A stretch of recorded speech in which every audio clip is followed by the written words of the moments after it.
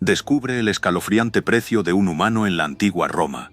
Te mostraré cómo se compraban y vendían esclavos, cómo se determinaba su valor y el impacto psicológico de ser una simple mercancía. Suscríbete y activa la campana para no perderte nada. Imagina, por un momento, la vida en la antigua Roma. No solo había emperadores y gladiadores, sino también un sistema de esclavitud profundamente arraigado en la sociedad. Millones de personas, hombres, mujeres y niños, vivían bajo el yugo de la servidumbre, trabajando en campos, minas, casas o incluso como sirvientes en palacios. Su vida, su trabajo, su mismo cuerpo, pertenecían a otros. La esclavitud no era un fenómeno nuevo, existía desde hacía siglos, pero en Roma alcanzó una escala sin precedentes. La constante expansión del imperio trajo consigo una gran cantidad de cautivos de guerra, que se convertían en la principal fuente de esclavos. También existía la esclavitud por deudas, donde personas desesperadas se vendían a sí mismas o a sus familias para saldar sus obligaciones. Pero no todos los esclavos eran iguales. Su valor dependía de varios factores: su origen étnico, sus habilidades, su fuerza física, su edad y hasta su sexo. Los esclavos más valiosos eran aquellos con habilidades especializadas como artesanos, escribas o médicos. Otros, con menos destreza, trabajaban en labores agrícolas o en las minas bajo condiciones extremadamente duras y peligrosas. Recuerda que su vida estaba completamente en manos de sus dueños. Piensa en las conquistas romanas, ¿verdad? Miles de personas capturadas en guerras contra pueblos como los galos o los germanos. Imagínate el terror, el caos y luego, la esclavitud. Para Roma, la victoria significaba un flujo constante de nuevos esclavos, destinados a trabajar en las minas, las tierras de cultivo, o como sirvientes en las casas de los ricos. Eran el botín de guerra, un premio por la dominación. Pero las conquistas no eran la única fuente. Las guerras civiles también generaban un gran número de cautivos, hermanos luchando contra hermanos, romanos contra romanos, dejando tras de sí un rastro de destrucción y una cosecha amarga para los vencedores. Más esclavos. En ocasiones, incluso los propios ciudadanos romanos podían caer en desgracia y ser vendidos como esclavos por deudas o por crímenes. Y luego estaba el comercio, un negocio lucrativo y despiadado. Desde el Mediterráneo hasta el interior del imperio, existían redes de tráfico de esclavos. Se compraban y vendían como mercancías, separando familias, destruyendo vidas. Los traficantes se enriquecían mientras el sufrimiento humano era su moneda de cambio. Imagina el viaje, la incertidumbre, el miedo. Pues bien, imagina el mercado de esclavos en Roma. No era un lugar único, sino que se extendían por todo el imperio. Los más grandes estaban en las ciudades importantes como Roma misma, pero también existían en puertos como Ostia, donde llegaban los barcos con nuevos cautivos. Piensa en plazas abarrotadas, un espacio caótico donde los gritos, los llantos y los tratos se mezclaban con el bullicio diario. Allí, tú podías ver a los esclavos expuestos como mercancía, sometidos a la mirada fría de potenciales compradores. El funcionamiento era brutalmente sencillo. Los esclavos se vendían al mejor postor. A veces, se organizaban subastas públicas, un espectáculo aterrador donde los humanos se convertían en objetos de puja. Los comerciantes, llamados mangones, describían a sus propiedades, destacando sus habilidades físicas o intelectuales. Un esclavo fuerte y sano valía más que uno enfermo o débil. La edad también influía. Los jóvenes eran más valiosos por su mayor capacidad de trabajo durante más tiempo. Pero no todo se reducía a las subastas. Muchos esclavos se vendían de forma privada, a través de contratos o acuerdos entre particulares. Imagínate la escena: un propietario necesitado de dinero, un comprador buscando mano de obra, un simple intercambio de moneda a cambio de un ser humano. El precio variaba enormemente, dependiendo de las habilidades del esclavo, su origen, su salud y su apariencia física. Un esclavo especializado como un médico o un maestro podría costar una fortuna, mientras que otros se vendían por muy poco. Pero, ¿cómo se determinaba el precio de un esclavo? Imagina la escena. Tú estás en el mercado, observando cómo un comerciante inspecciona minuciosamente a un grupo de personas. Observa sus dientes, buscando caries o problemas dentales que indiquen mala salud. Examina sus manos, buscando callosidades o deformidades que revelen su oficio y su resistencia física. Cada detalle cuenta, cada marca en su cuerpo es un indicio de su valor o falta de él. La fuerza física era crucial. Un esclavo robusto y sano valía mucho más que uno débil o enfermo. Se les hacía caminar, se evaluaba su postura, la agilidad de sus movimientos. Se les preguntaba sobre su oficio, sus habilidades. Era carpintero, agrónomo, era un artesano experto. Las habilidades especializadas incrementaban exponencialmente su precio. Recuerda que, Para el comprador era una inversión. La edad también era un factor determinante. Un joven sano representaba una inversión a largo plazo, mientras que un esclavo mayor, aunque con experiencia, podría ser menos atractivo. La belleza, aunque parezca extraño, también influía. Los esclavos atractivos, especialmente las mujeres, podían ser vendidos como sirvientes domésticos o incluso para el entretenimiento, alcanzando precios mucho más altos que otros.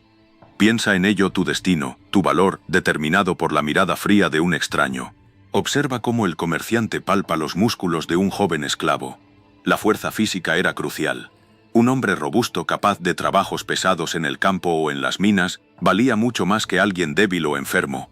También se fijaba en la edad. Un joven sano representaba una inversión a largo plazo, mientras que un anciano con su fuerza menguante tenía un valor mucho menor. Piensa en ello, su vida, su futuro resumidos en una simple inspección. Pero la fuerza no lo era todo. Las habilidades también influían. Un artesano cualificado, un carpintero, un herrero o incluso un escriba podía alcanzar precios exorbitantes. Su destreza representaba una ganancia asegurada para su comprador. Imagina la diferencia. Un campesino sin especialización frente a un experto constructor de barcos. El precio reflejaba la utilidad práctica de cada individuo. La salud era, por supuesto, un factor determinante. Cualquier enfermedad o discapacidad reducía drásticamente el valor del esclavo. Una pequeña cicatriz podía indicar una lesión pasada, un indicio de debilidad. Un esclavo con problemas de salud era una inversión arriesgada, un posible gasto en lugar de una fuente de ingresos. El comerciante buscaba individuos fuertes, sanos y productivos. Finalmente, el origen étnico también jugaba un papel. Algunos grupos étnicos eran considerados más valiosos que otros, basados en estereotipos y prejuicios. La procedencia de un esclavo, su lugar de nacimiento y su supuesta aptitud para el trabajo influían en su precio. Un complejo sistema de valoraciones basado en la percepción, la discriminación y la cruel realidad de la esclavitud. Pero la fuerza bruta no lo era todo. Observa cómo el comerciante examina las manos de otro esclavo, más delgado pero con dedos ágiles. Un artesano experto, un carpintero o un orfebre podía alcanzar un precio incluso superior. Sus habilidades representaban una inversión segura, un retorno garantizado en el trabajo especializado que podían realizar. Piensa en la diferencia. Un hombre fuerte para la mina versus un maestro grabador. ¿Cuál crees que costaba más? Las mujeres también tenían su valor, aunque a menudo era determinado por su apariencia y su capacidad para el trabajo doméstico. Una esclava hermosa podía ser vendida a un precio alto como sirvienta o concubina. Otras, sin embargo, poseían habilidades especializadas, cocineras expertas, tejedoras hábiles, o incluso maestras en la educación de los niños de la familia. Sus destrezas y experiencia elevaban su precio en el mercado.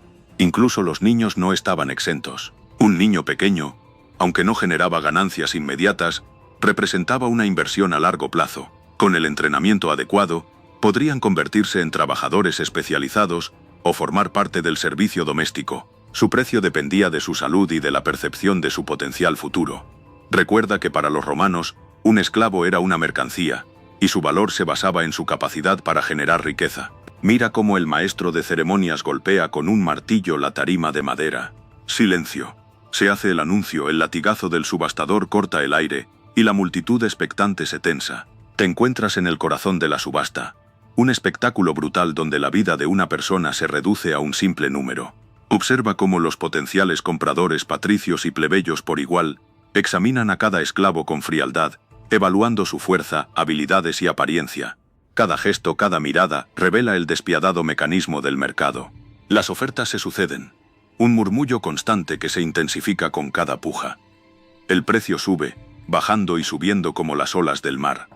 Se discuten las habilidades, los defectos físicos y las enfermedades. Todo influye en el valor final. Para ti, espectador, es un espectáculo desgarrador, pero para los que participan, es un negocio, una transacción fría y calculadora. Observa cómo los esclavos son tratados como mercancías, sin importar sus historias, sus sueños o sus esperanzas. El martillo cae, un golpe seco que sella el destino de un ser humano. Un nuevo dueño, una nueva vida, o más bien, una nueva forma de esclavitud. La multitud se dispersa, algunos contentos con su nueva adquisición, otros sin éxito. Pero para el esclavo vendido, el momento es un punto de inflexión en su vida, un cambio radical que marcará su futuro para siempre. Piensa en la incertidumbre, el miedo y la angustia que llena su corazón. El precio se ha pagado, pero el costo verdadero es inconmensurable. Enseguida, te darás cuenta de algo escalofriante. Las marcas. A cada esclavo se le grababa a fuego o se le tatuaba una marca que lo identificaba como propiedad. Imagina el dolor, la humillación, el miedo. Esas marcas, a menudo el nombre o el símbolo del dueño, eran una declaración pública de posesión, una cicatriz que gritaba al mundo su condición.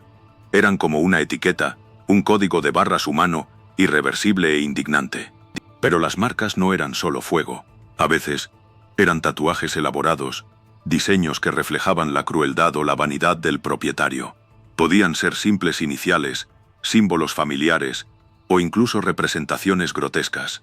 Piensa en la carga simbólica de esas marcas, un recordatorio constante de la falta de libertad, de la propiedad absoluta que se ejercía sobre su cuerpo y su alma. Eran una marca de infamia, una condena a una vida sin esperanza. Además de las marcas, existían otros métodos para identificar a los esclavos: collares de metal, anillos de hierro en los tobillos, o incluso pequeñas placas grabadas con el nombre del amo. Estas señales, aunque menos dolorosas que las marcas a fuego, transmitían el mismo mensaje: la falta de autonomía, la condición de propiedad. Observa cómo esos pequeños detalles, esos objetos, hablaban volúmenes sobre la brutalidad del sistema. Imagina la vida de un esclavo en el campo. Tú, bajo el sol implacable, trabajando sin descanso en las tierras de un patricio. El trabajo es extenuante, la comida escasa, y el descanso un lujo.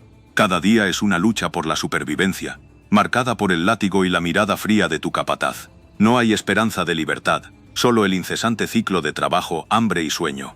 Pero la vida no era solo trabajo en el campo. Muchos esclavos terminaban en las domus de los ricos sirviendo a sus amos y amas. Aquí, el trabajo podía ser tan duro como en el campo, pero la humillación era diferente. Tú, ahora, eras un sirviente, obligado a satisfacer los caprichos de tu amo, a soportar sus malos tratos y a vivir bajo su constante vigilancia. Podrías ser un cocinero, un sirviente, un cuidador de niños, o incluso un esclavo sexual. Tu vida dependía completamente de la voluntad de tu amo, que podía venderte, castigarte o incluso matarte sin consecuencias. La incertidumbre era tu constante compañera. La amenaza de un futuro incierto se cernía sobre ti cada día. No tenías derechos, solo deberes. Pero la vida de un esclavo no era solo trabajo agotador. Tú eras susceptible a castigos brutales por la más mínima falta.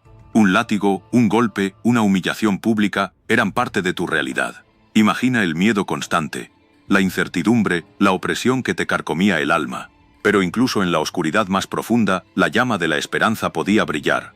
A pesar de todo, la resistencia existía. Tú y otros esclavos encontraban formas sutiles de rebelarse, un acto de sabotaje, una herramienta escondida, una palabra susurrada en la oscuridad, eran pequeñas victorias contra la opresión. La solidaridad entre esclavos era un arma poderosa, un hilo de esperanza en medio del desespero.